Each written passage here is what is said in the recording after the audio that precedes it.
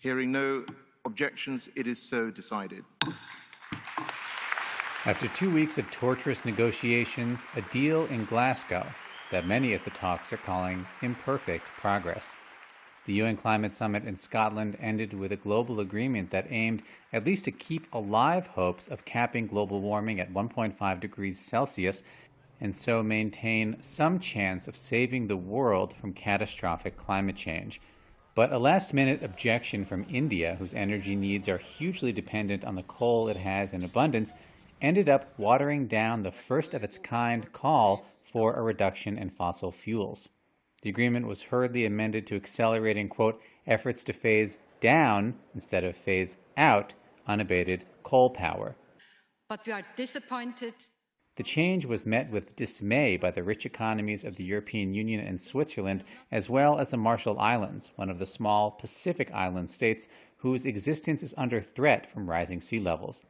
But all said they would let it stand for the sake of an overall agreement. We accept this change with the greatest reluctance.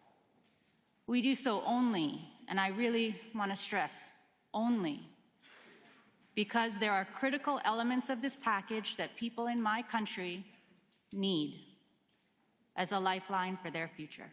Alok Sharma, the conference chairman, apologized after he heard vulnerable nations express their anger over the last-minute changes.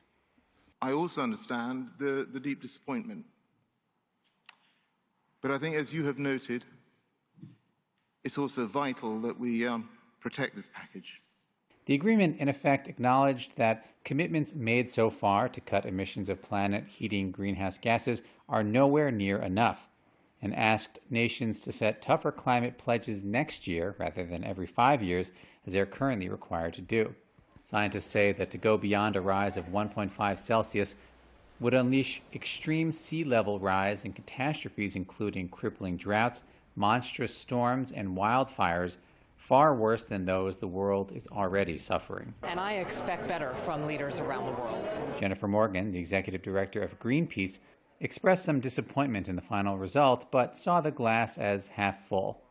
And I think no matter what this word change was at the end, it's very clear that coal is on its way out around the world. The deal gave the poorest nations more promises, but no guarantees that they would finally get more of the financial help they have long been told they will get.